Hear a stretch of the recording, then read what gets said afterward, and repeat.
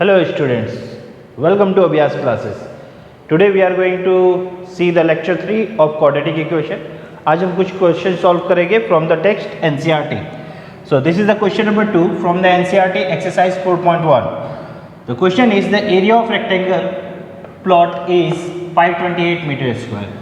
Therefore the area is given, an area of rectangular plot.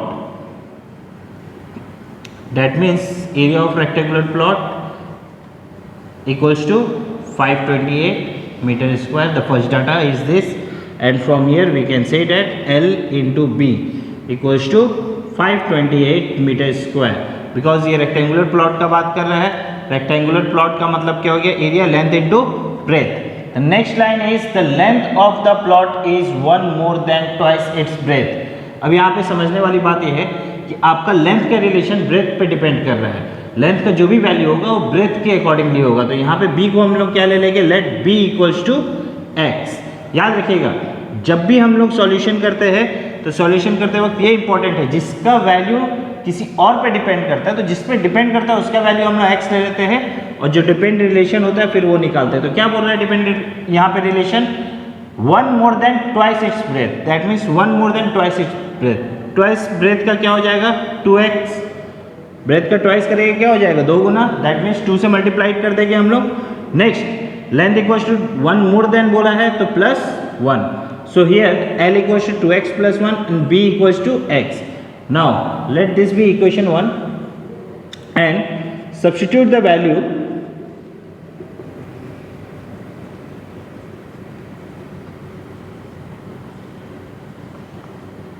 L and B in equation 1. What we will get? L equals to 2x plus 1 multiplied by B equals to x equals to 528 meter square, or this is going to be multiplied, that is 2x square plus x minus 528, क्योंकि वहाँ पे आपका 528 उधर अगर मेरा positive है तो इधर आएगा तो negative, equals to 0. So here we got the quadratic equation what we wanted. अब इस क्वाड्रेटिक इक्वेशन को हम लोग क्या करेंगे? सॉल्व करेंगे. So getting the value a into c, that means 2 into 528, what we will get? 2 into 8 16, 2 2 yeah 4, 4 plus 1 5, 2 5 yeah 10. Now we are going to find the factors. और अब जब factors फाइंड करेंगे तो हमें क्या पता चलेगा? यहाँ it is a multiple of 32 into 33. So it is a multiple of 32 into 33. ये पता चल चुका है हम लोग को. अब ये 32 into 33 करने से मेरा प्लस 1 भी आ जाएगा. कैसे आना है वो समझिए. या 33 हम लोग पॉजिटिव लेंगे और 32 नेगेटिव लेंगे. Then we will get the value of 1, because x का यहाँ पे b का वैल्यू क्या है? 1 है.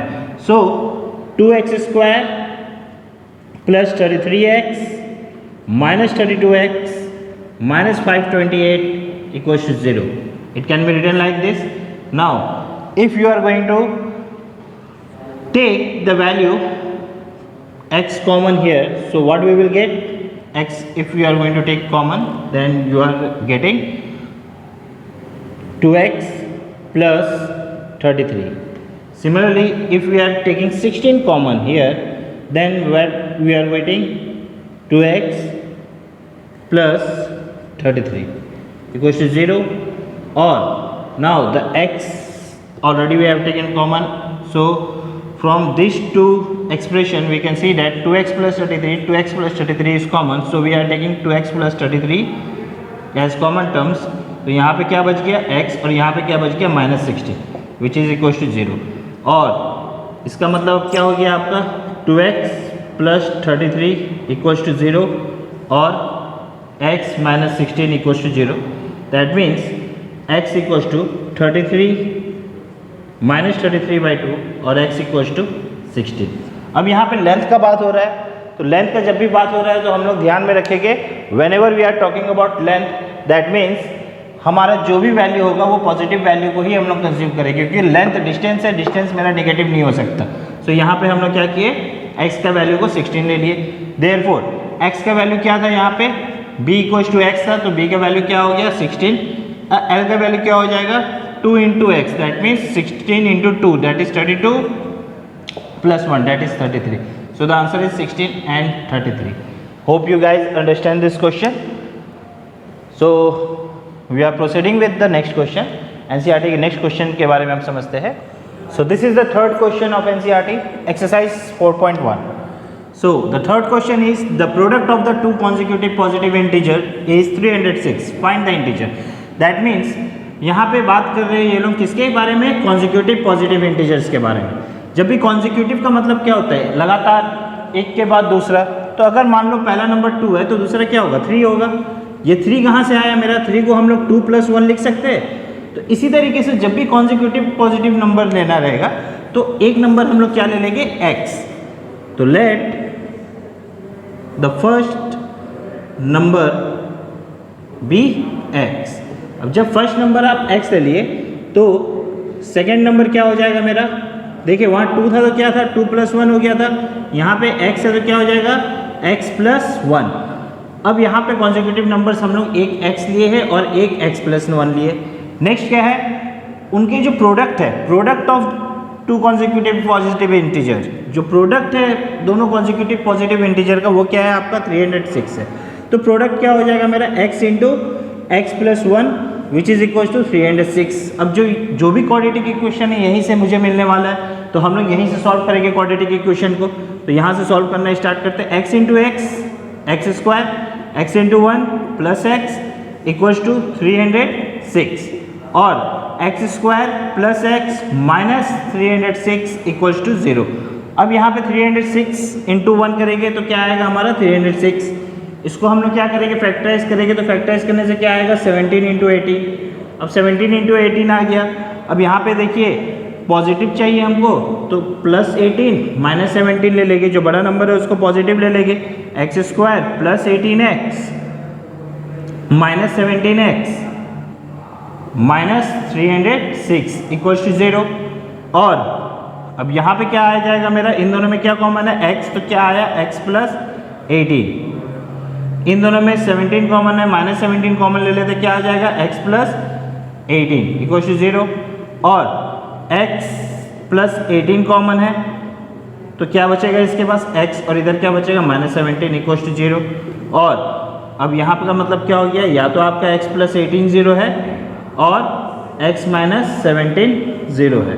तो इसका मतलब क्या हो गया, x = 18 और x = 17, सॉरी -18 और x = 17.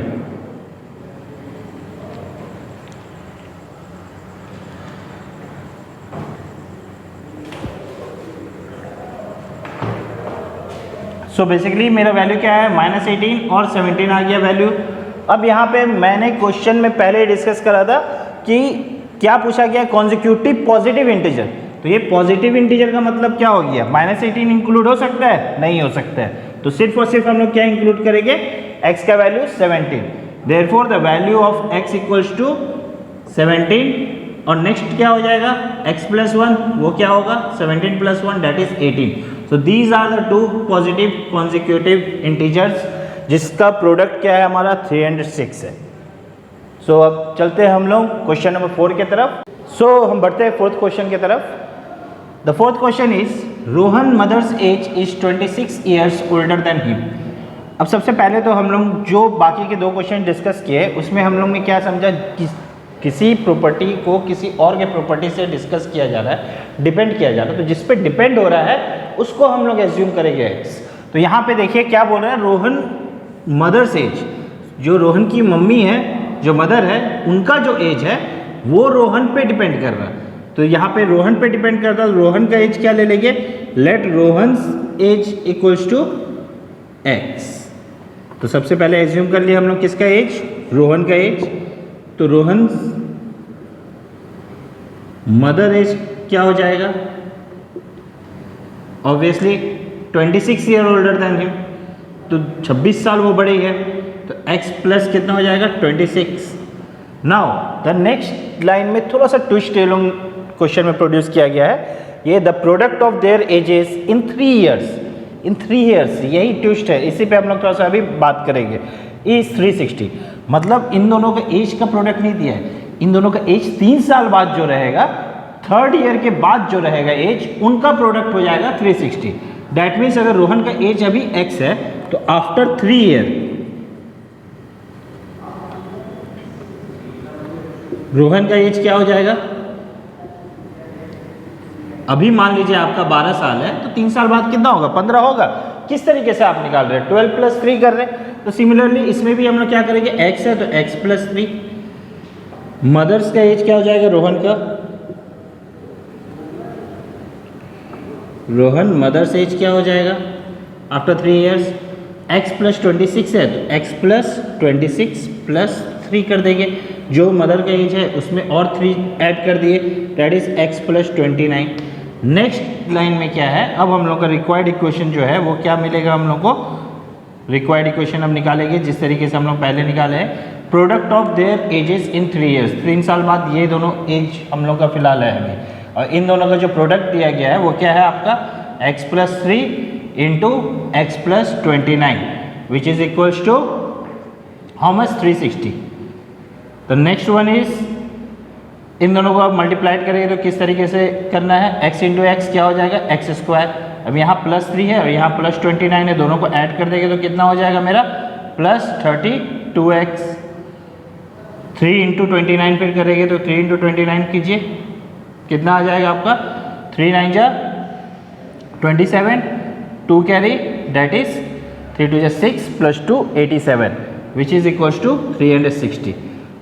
नाउ और x square plus 32x plus 87 minus 360 equals to 0। Now if 87 is going to be subtracted by 360, how much you get? देखिए इसको भी करने का एक तरीका होता है। 87 है तो यहाँ से 360 से अगर 60 माइनस कर देंगे तो कितना आ गया मेरे पास? 300 बचा। 300 में और कितना 27 माइनस करना है, 20 माइनस कर देंगे 280 बचा। 280 में और 7 माइनस कर देंगे तो 273 बचा। तो ये राउंड ऑफ का अगर यूज़ करोगे तो इसको ज़्यादा हार्ड नहीं होगा सब्ट्रैक्ट करना। या माइनस प्लस माइनस, बड़े नंबर के पीछे माइनस साइन है तो मेरा आंसर किस में आएगा? माइनस। तो minus 273 which is equals to 0। अब ये हमारा रिक्वायर्ड क्वाड्रेटिक इक्वेशन है और इसका भी जो भी आंसर होगा वो हम लोग नेक्स्ट क्लास में हम लोग डिस्कस करेंगे। और ये नेक्स्ट क्लास में इस कारण डिस्कस करेंगे क्योंकि आप लोगों को नेक्स्ट क्लास तक मैं टाइम दे रहा हूँ। इसका जो भी आंसर है वो आंसर निकाल के कमेंट कर सकते हैं हमें, और we will see the further answer of this question in our next video.